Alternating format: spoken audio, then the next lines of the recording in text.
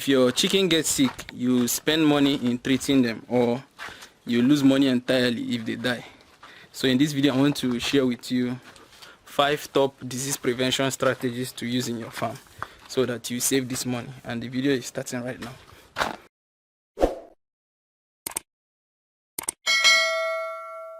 Before we can talk about the top 5 disease prevention strategy, we need to first of all talk about how does disease occur in the farm.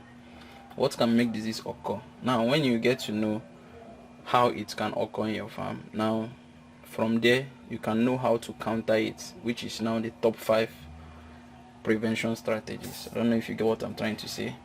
I'm also going to be apologizing. I'm going to be using pen and paper to make it a memorable experience for you, so that by mistake, if you drop off watching this video, you can always rewind or rewatch and then find the point where you missed out. So without wasting our time, let's start with how does disease occur. How does disease occur in the poultry farm? Before disease can occur in the poultry farm, 3 elements must interact together. If they don't interact together, disease will not occur. Number 1 is the host. When I'm talking about host here, I mean the chicken. We are talking about poultry, so it's chicken. The surest way to avoid disease happening in your farm is to just have an empty farm, no chicken. If there's no chicken, there's no disease. But we are poultry farmers. We are business people. You can't do business of chicken without having chicken in the farm. So not having chicken in the farm is out of the equation. So meaning there must be a host, which is a chicken. And also next, the chicken will be housed somewhere. The chicken will be located somewhere. The chicken must have an environment. That's the second one. And then finally we'll have agents. Agents are carriers. Carriers of good news, carriers of bad news. They are linked together. But in the case of this, now let me break it down. Starting with the agent, that probably will need more explanation than others. The agents, in agents we have 2 types of agents. We have number 1, the infectious agent, and number 2, we have the non-infectious agent. Starting with the infectious agent. Infectious agent means agents that carry disease that are infectious. Infectious here mean when this disease finds its way into your farm, it will spread. Maybe it will spread among all the chicken inside that particular pen house, or it will spread throughout the entire pen house you have in your farm. Examples of infectious agents here, we have bacterial infection. There are various examples of bacterial infection. We have examples include colibacillosis, popularly known as pullorum among the farmers. We have fowl typhoid. We have the one that comes through water, fowl cholera, and etc. There are a lot of it. But the good news about bacterial infectious agent is that it is easily treated. You can treat it with antibiotics. Antibiotics can handle it under one condition. The infectious agent must be sensitive to. You must find an antibiotic that is sensitive. You must do sensitivity testing to find the antibiotics that infection is sensitive to. You get the point. The next one we'll have is the viral infection. Viral infection, this is the worst type of infection to have in your farm, because the problem here is that it has no treatment. There is no specific drug to treat. It's in the viral infection that we say prevention is better than cure. It's better and cheaper than cure. That's where we vaccinate the best. You understand? Now, examples of some of these viral diseases, the common ones we have in West Africa is the Newcastle disease. Newcastle.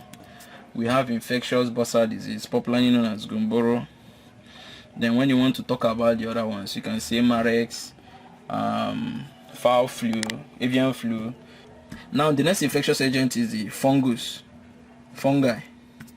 Fungi most times can be handled with antibiotics, but it may not be effective, because for it to be effective with antibiotics, that means there are secondary antibiotics, there are secondary bacterial infection that came alongside with that fungi for it to work.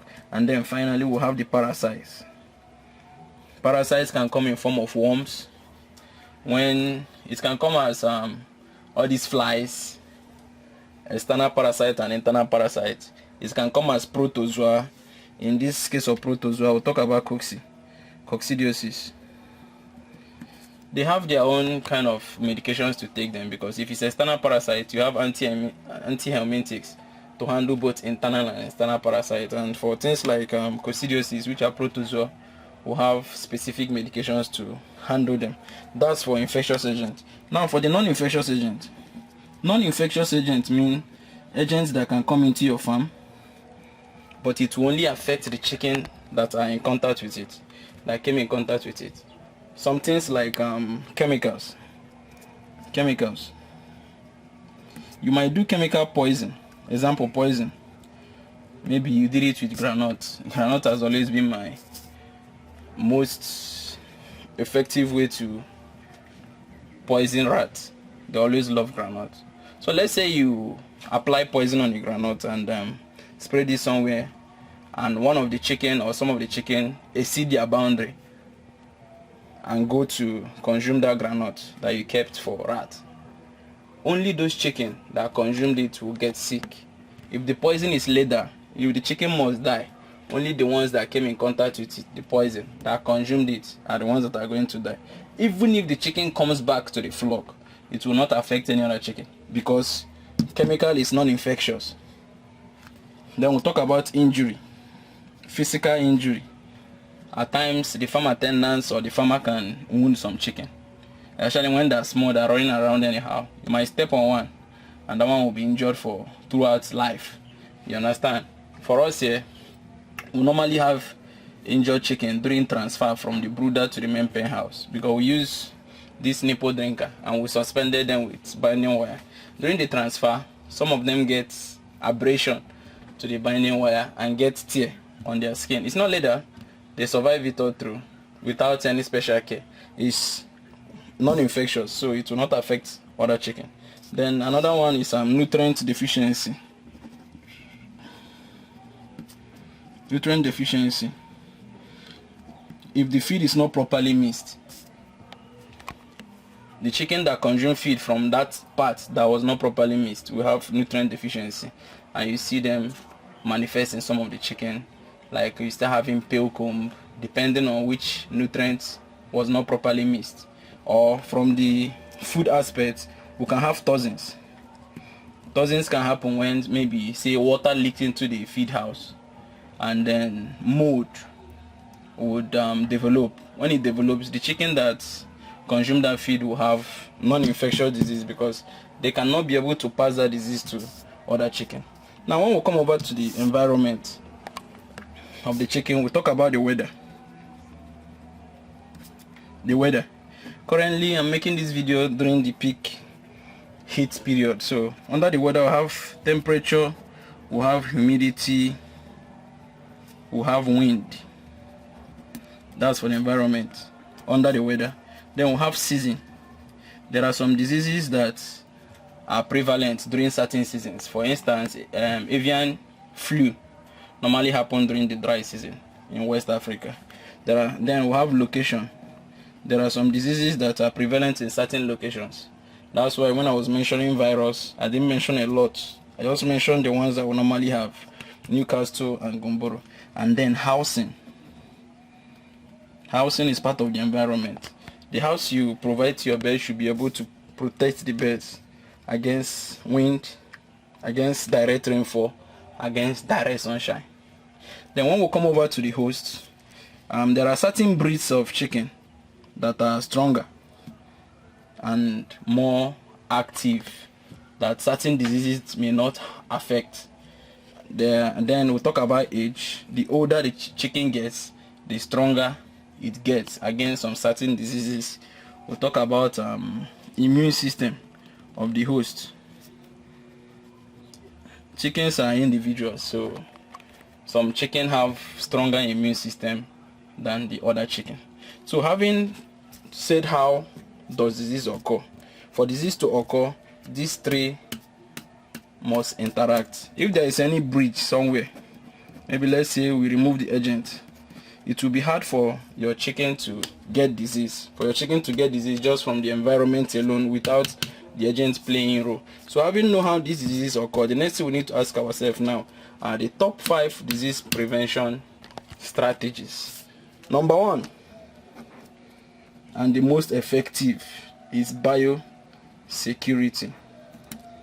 This is the first line of defense. This is the powerhouse. Biosecurity cuts across many things, a lot of things. Number 1, people should not come into your farm anyhow. Number 2, I always advise people to do all in or out method of raising chicken. You bring a batch in, you raise them together, you sell all of them, then you properly wash and disinfect the pen house before, leave it to stay for some days before you restock, so that the washing and the disinfection is to entirely eliminate the presence of the former batch. It's part of biosecurity. You shouldn't share equipment from your farm to other farms. You understand? That's because in sharing, there is love in sharing, and also there is transfer of disease in sharing. In sharing, you can transfer things from that farm or transfer things from your farm to that farm. It goes both ways.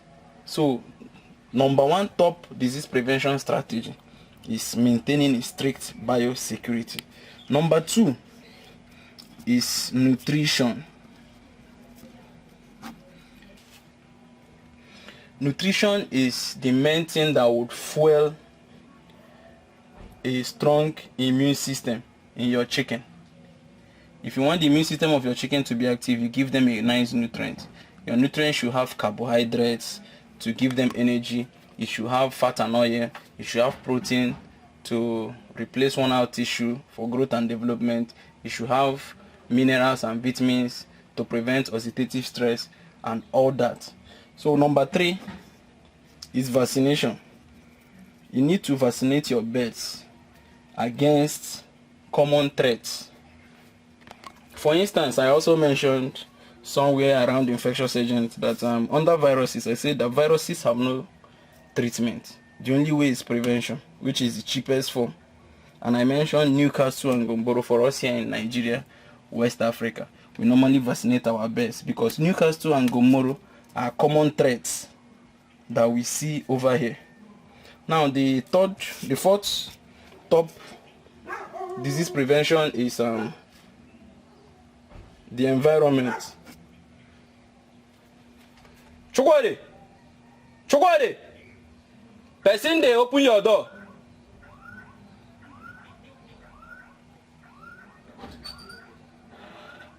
Go know who dey gate away.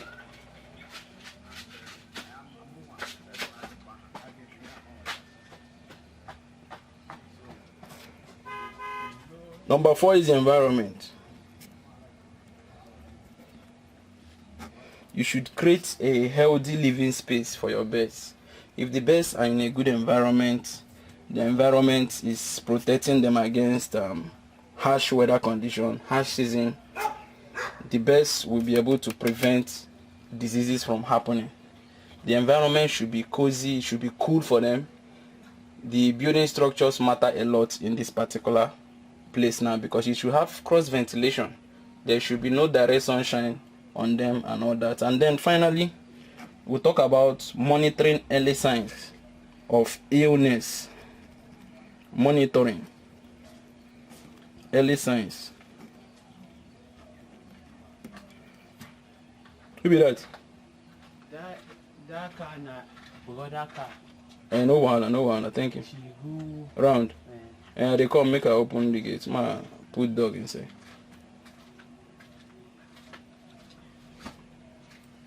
As a farmer, you need to pay closer attention to your chicken to monitor early signs of issue so that you counter it immediately. You understand? Which early signs are you monitoring? You are monitoring the behavior of the birds. you already know the behavior of your birds. If their behavior tends to change, that's an early sign. You know how many bags of feed they normally consume. If it drops, it's an early sign. You understand? You check the fecal droppings, check the color of their feces. If there is any change in the color of their feces, it's an early sign. These are the 5 disease prevention strategies to help you counter issues in your farm, save money, because when you are treating diseases in your farm, you are going to be spending your profit without you knowing or with you knowing. So that's it for this video, guys. If you have any question about this video, feel free to leave it in the comment section. If you learned something new, make sure to hit the like button, and also if you are new to this channel, make sure to subscribe to the channel. That's it for this video, guys. See you next time.